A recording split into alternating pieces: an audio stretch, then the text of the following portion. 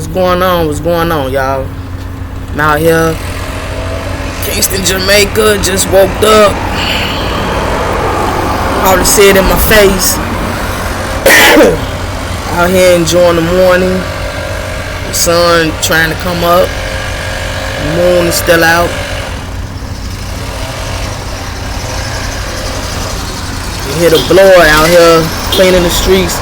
It was a very quiet morning. Very quiet morning. I just decided to come out here and just record, and the next thing you know, you get all the noise all of a sudden. I can't win. I get this back at home. Noise in the background from my radiators, neighbors, maintenance guys, and now out here I'm getting it from the blower, Mr. Blower Man. But I'm still blessed. Can't win. So yeah, I'm out here. And I want to let y'all know again that you have to ask God to lead and guide you on how to live. And whatever you want in life, you can get it, but you have to live in righteousness. And that means trying to live perfect. That's what that means. When God say be perfect, that means try to be perfect. When you use an excuse that you don't, well, we ain't perfect, and there's no way we could be perfect, that means that you don't even want to try to be perfect. God know we're not perfect. We're not going to be perfect the way he wants us to be as human beings, but trying is what's in our heart. When we try to be perfect, that's being perfect. See what I'm saying? Y'all got to understand the depths of that. When you try to, just like being a professional basketball player, you're not a robot. You're not going to ever be like a robot where you could just be this perfect robot machine that's programmed to get all the shots in, because that's what you're programmed to do. Get all the shots in. Boom, boom, boom, boom, boom. That's a robot. That's a machine mechanically designed and programmed to get all those shots in. Can't nothing go wrong unless it's something mechanical that needs to be supported by man and technology and all this stuff and technicians to help put it back together and fix the parts and all that to get that machine to make it back perfect the way it needed to be, because it's a machine. But as a human being, we're not going to ever be like that, but we could still try to be like that by trying to get those shots in. See, if a professional basketball player try his best to get them shots in because he want that money, then yeah, that's his goal, or that's her goal, to get them shots in. That's trying to be perfect like that machine. Why? Because they want that check. And see, that's how we gotta be. We want blessings by God. We want to make it into the kingdom. So he want us to be perfect, be like him. So what we got to do is live. We got to try to live like the way God wants us to live. We're not going to be perfect like God, like Jesus, but trying, just like the basketball player could try to be perfect like that machine to get his money on. That's how we got to be to make it to the kingdom. I hope I explained that well without interruptions of Mr. Blower Man. But yeah, so I'm out here and enjoying my time out here. And will I come back? Yeah, it's lovely out here. It's away from home. This is my first time being out the country, and I'm loving it. It's different, but it's cool.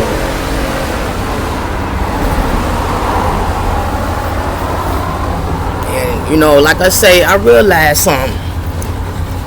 When you look down on people because of your job or whatever, and you feel that someone may be lower than you, can tell when someone is arrogant. Someone is arrogant when they look down at another person because of the way they look, or the way they dress, or maybe in the way they carry themselves. But people, you have to be careful with that. Because if you're arrogant towards someone who done nothing wrong to you, never wronged you, and you just feel that you have the right to do that because of your living status and your job status and the way you're dressed, God will remove that and bring you to your knees. Yes, I learned that the hard way twice in life. Well, the first time I was ever homeless when I was a teenager. Throughout my adolescent years, I was just, just out here. You know what I'm saying? But that was not because of something I've done. It was something within parenting. And like I said, I don't want to go off into that because that'll dismiss this whole message of this video. But the second time that I've experienced homelessness is when I was older, and I did it to myself. You know what I'm saying? So I was homeless between the age of 13 to 19. Let's say 13, 14, 15, 16, 17, 18, 19. 7 years. And God blessed me to get on my feet. And before I was blessed to get on my feet, look at it. I was hanging out around a lot of crackheads, alcoholics, people that was homeless. So that's who I was around. I was around homeless people. I was homeless, so I was around them. I ain't gonna lie to y'all, man. Look, alcoholics and crackheads, man, they could be bad people because of their habits. But let me tell you something. These were good people to me, though. You know what I'm saying? They taught me the streets. And like I said, I was young at this time, so I hung out with a lot of older people. People like they was in their 30s and 40s, crackheads and alcoholics. And I was like, what, 19, 20, 21 years old, hanging around with older crackheads and alcoholics. But they taught me the game. They taught me how to survive the streets. They taught me the gift for the gab and all that. You know what I'm saying? Back then. So, I went through that. And then as getting older, when I turned 22, God blessed me to get off the streets and become an operations specialist at a drug program to help crackheads and alcoholics. See how that went? It's crazy. My son biological father was on crack. You know what I'm saying? And people like, well, you ain't never smoke crack. Well, you was a closet smoker. No, I ain't never my life smoke crack. I just hung out with them. You know what I'm saying? Because I was in the same situation as them, homeless. So people gotta understand something. That's the whole point of the video. You don't have to necessarily be a crackhead or alcoholic to be homeless. You don't have to necessarily have these two addictions to lose everything in life. See what I'm saying? So when I got 22, I got the job, and I was able to help people that was on drugs and alcoholism and whatever else was going on with them. And that was a blessing. I got off the streets, got my own apartment, and my son was taken care of. We was doing it, you know what I'm saying? But as years progressed, my arrogance kicked in later on. My arrogance kicked in, and 9 years on the job, I could have had 10 years at least. And a lot of things was going on emotionally, but of course it was Satan that had a lot of things to do with it. Between the years of 2005 and 2010, I was living a homosexual lifestyle and didn't care. Got a chance to go out of town for the first time and do things I ain't never done before. So my arrogance kicked in around that time. Between 2005 and 2010, I was real boastful, didn't care, selfish and all that. And I quit my job like a dummy after God and gave it to me, blessed me off the streets and gave me the job. And I quit it, thinking it was the right thing to do. So I quit my job thinking that, I'm gonna go to Atlanta and become this famous rapper and all that. Because I used to produce music, I was producing and rapping. I was rapping ever since I was 10, but I started producing when I got my apartment when I was like 22. I had my own studio producing. So years passed by. 2010, I said I'm gonna go to Atlanta then. Quit my job. Told my mom to hold my son down while I go out here and do what I want to do. That didn't work out. I was homeless out there in Georgia. Stone Mountain, Georgia. I was homeless for 7 to 8 months. And I was on the streets like as if I was a crackhead or alcoholic. No, my arrogance brought me down to my knees. Just like King Nebuchadnezzar. When Daniel warned King Nebuchadnezzar about his arrogance and how he kept looking down at the oppressed and treating people, his slaves and all that, treating them like crap, God warned them though. And he kept and boom, brought him down to his knees for 7 years. For 7 years. So from Atlanta, I go to Phoenix. My father was in Phoenix. I was like, I gotta get out of here, man. They ain't able to help me. They was mad at the fact that I was from Chicago out there. So me trying around, I did a couple of shows, which was shenanigan. I ain't finna go off and all that. So I did a couple of open mics out there, but that was crap. The way things went, didn't get paid for it and nothing like that. You know, my manager, if you want to call her that, she was a drunk a-hole, and she was just full of crap. So everything just went down at that point. So I went to Phoenix with my father, you know, and I stayed out there for a few months, but I started missing my son, so I came back to Chicago. But out there in Phoenix, I was kind of cool, but that was just a break. I just had a break from what God was finna put me back into when I made it back out there to Chicago. So when I came back out in Chicago from Phoenix after experiencing the torment from Georgia, so 2011 I hit back home just to get humiliated 10 times more by relatives. See, my relatives was hating on me before I even left. That's why I got tired of everybody and just left. But see, they was hating on me because of how God was growing me when I was working at the job program. See how this is going, y'all? See, my parents was the reason why I was out there on the streets in the first place. But as a teenager, God blessed me from that and gave me the job at the drug program. He blessed me to get on my feet to help out people who I hung out with from my adolescent years all the way up to my early 20s. And then I said, well, I don't care about all. I'm finna go do this, everything in my favor anyway, just to go, boom, get back down. So I go back into the hands of those who treated me. So let's say 2011, 12, 13, 14, 15, 16, 17, 18. But I just say 17 because 2018 is when I got blessed. So 2011, 12, 13, 14, 15, 16, 17. 7 years of torment because I had got evicted back in 2010 from the apartment that I was blessed with working at the drug program. So when I left to go to Atlanta, I didn't pay my rent because my house got broken into and I just gave up. I didn't care about rent, none of that. So from 2010, 11, 12, 13, 14, 15, 16, 17, 7 years of homelessness. And I couldn't get no apartment because I had that eviction for 7 years. See, in Chicago, nowhere else, but in Chicago, when you have an eviction, it takes 7 years for it to get off your record, for you to get your own apartment again. 7 years. See, y'all not hearing me. I'm talking about the number 7. 7 is the number of completion in God, in God's commandments. 7 is the number of completion. So since 2017, between 2011 and 17, I was back and forth homeless and sleeping in my car and sleeping in room and boards, shabby hotel rooms and all that, taking all my money, and oh man, the list goes on. 2018, I moved to Indiana and got my own apartment again.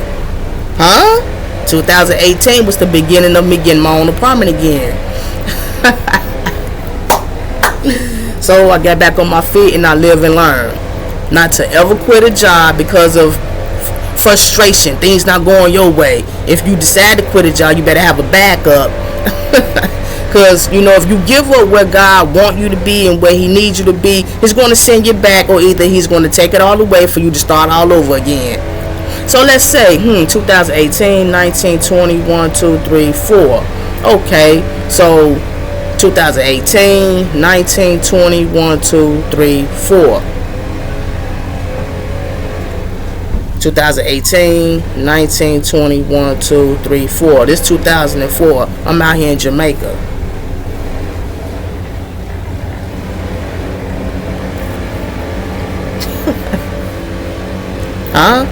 Why? Because I didn't give up. Now, all these videos that I keep showing y'all about the frustration that I go through on both jobs, I got 2 jobs. And both of them are at times giving me frustration because of my spirit that I have in me representing God. And I can't give up because of my past. I know what I'm going through and why I'm going through it, and I know what not to do. See, when God bless you, you got to with things, and he bring you out of one situation and put you in another one and progress you in life. How dare we give up? How dare we give up? But see, with the lack of understanding, you wouldn't know what's going on, so you taking matters to your own hand.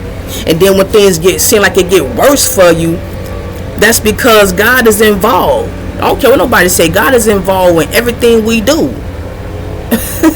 God is involved in everything we do, whether we're saved or not saved. Huh? So I know now not to give up out of frustration.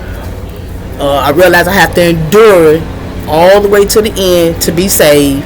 And in the middle of growing and going through circumstances with what God wants you to go through, He's going to bless you in your circumstances. He's going to bless you.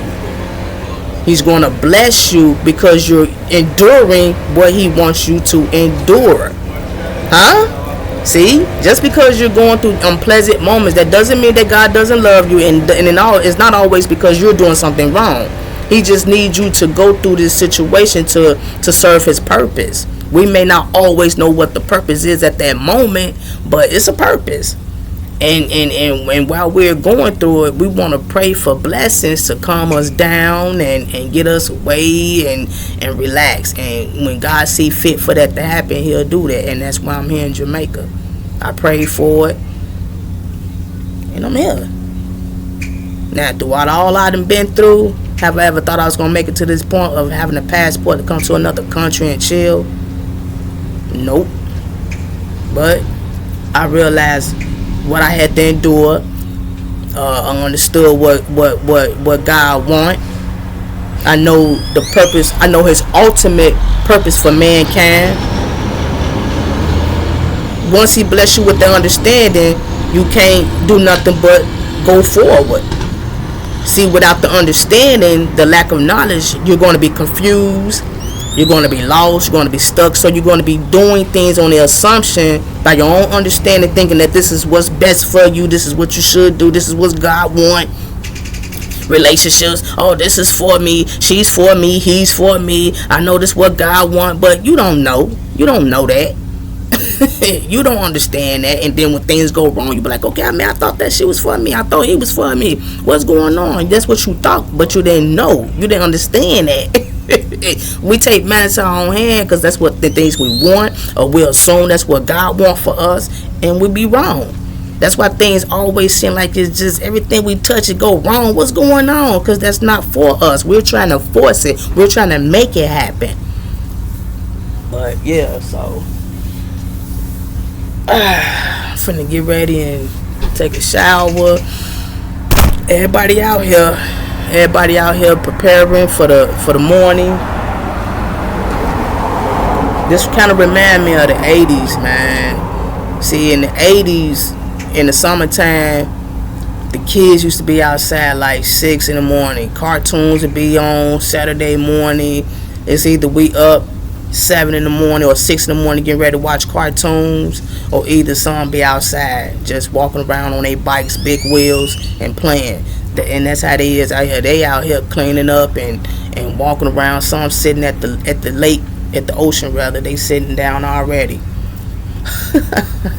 Yeah, some people out here just sitting down chilling at the lake. Some people walking around the pool over there at the next hotel building. And I'm out here on the balcony making a positive video about life.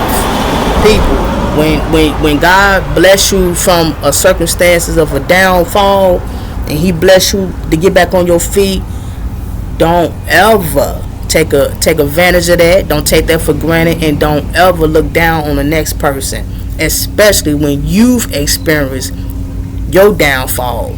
Don't ever get on your feet and start looking down at people, treating people with contempt because of your blessing. How dare you? God would take it away.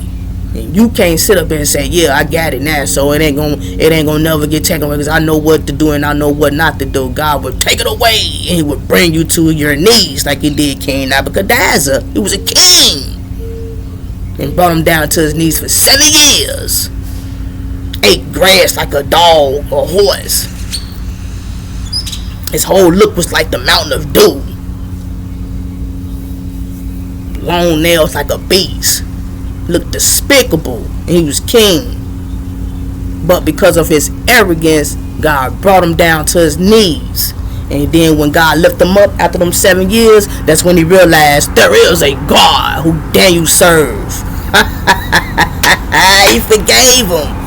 And see, that's why God done it. God didn't do it to kill him. He did it because he wanted Nebuchadnezzar to realize who he was. See, some people unfortunately die in the hands of God, and some people get a blessing out of it. They go through what they go through, and God lift it up.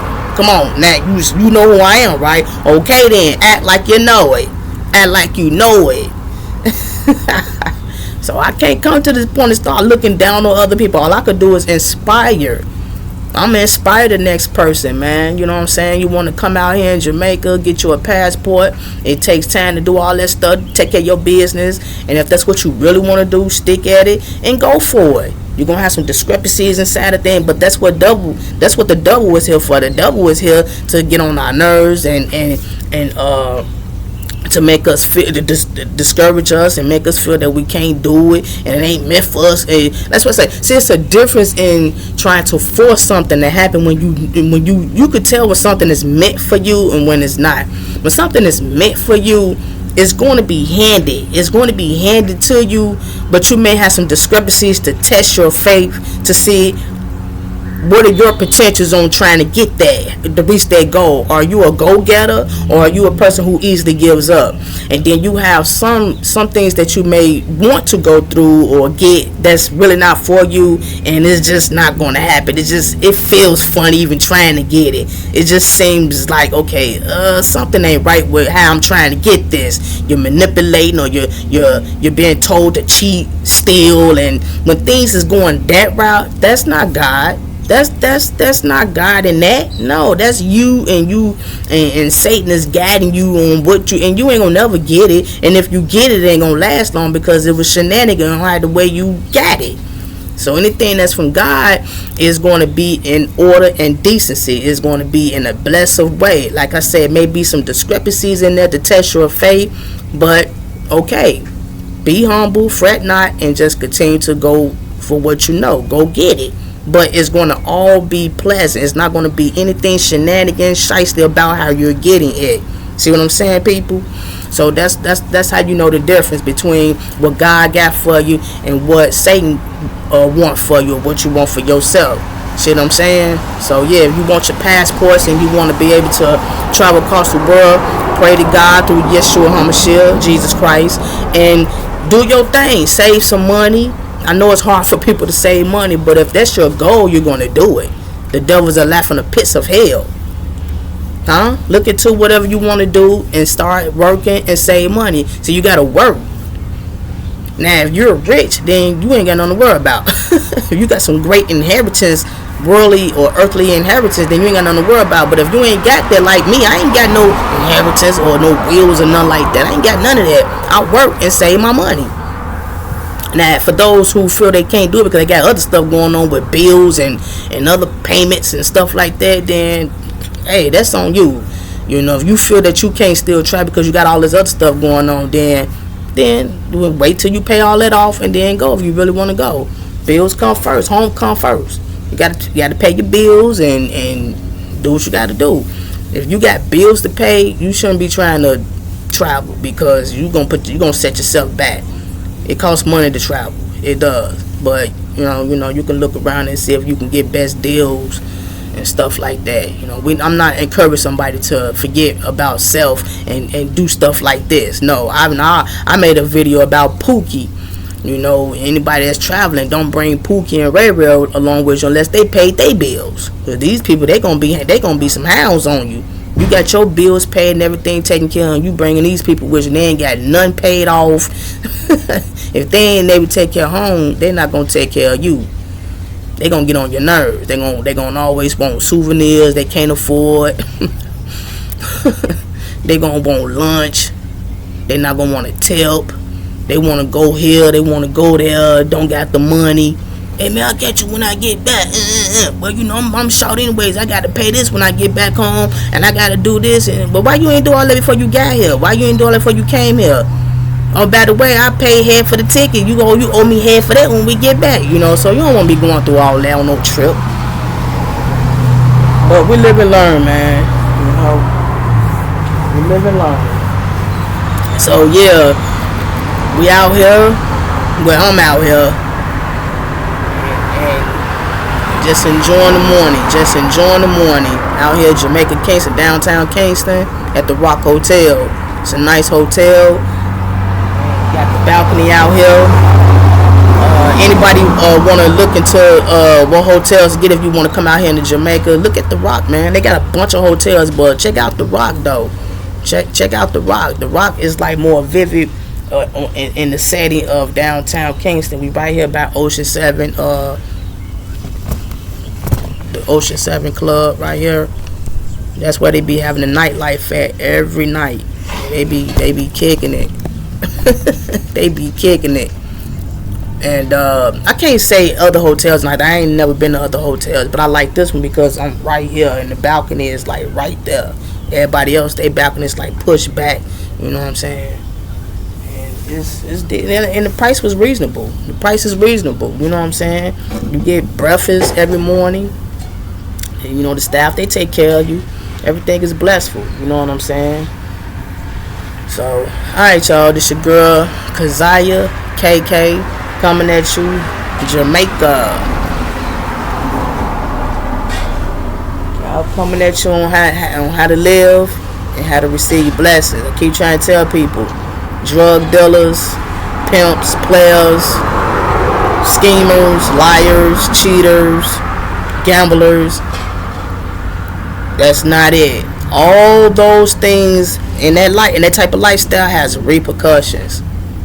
I'll tell you that right now. It may look good, it may feel good, but at the end, it's going to feel and look bad for you. That type of lifestyle has repercussions, has deadly repercussions. You want to always live in righteous. That way you can leave a clean trail. You ain't got to worry about not being able to sleep at night on how you treated somebody, how you schemed somebody. Everything is in righteous before God's sight. God is watching everybody, and we're being judged on how we're living and how we treat people. How dare we be so selfish and treating people wrong and expect God to bless us with peace and happiness? No, that's not going to happen. You may get your surprises with your gifts. You may get everything that you want, but you're going to have to pay for how you got it. No, God's called out ones and people who try to live right. He blessed them because they living right and they making sacrifices to not discourage God. What makes you think that that's what we got to do to get our blessing? Then you do whatever you want to do and you get blessed. That's not fair, right? No, you're not getting away with what you did and how you're living just because you got your little cherishes. And say for instance, the person next door to me could be a gangbanger who sell drugs, or can be this underground hitman and get in his room or whatever, her room. And I just live and work and struggle and put my money up and get my room. They better than me, or they're favored by God than me because they pimps and players and drug dealers? No, there's repercussions. I'm taking it easy breezy. I'm clean. I ain't worrying about nothing. I ain't did nothing wrong to get it or none of that. I'm not living a shiesty. I'm not looking over my shoulder. Police and Terry and Ray looking at me and looking after me and all. No, lawyers and all that, and I gotta get this and get them out here, but I'm telling buddy, I'm out here living this scarce lifestyle and all that. No, I'm at peace. You want to be at peace at all times in life. So that was just a quick note, y'all. Alright, y'all. Shalom.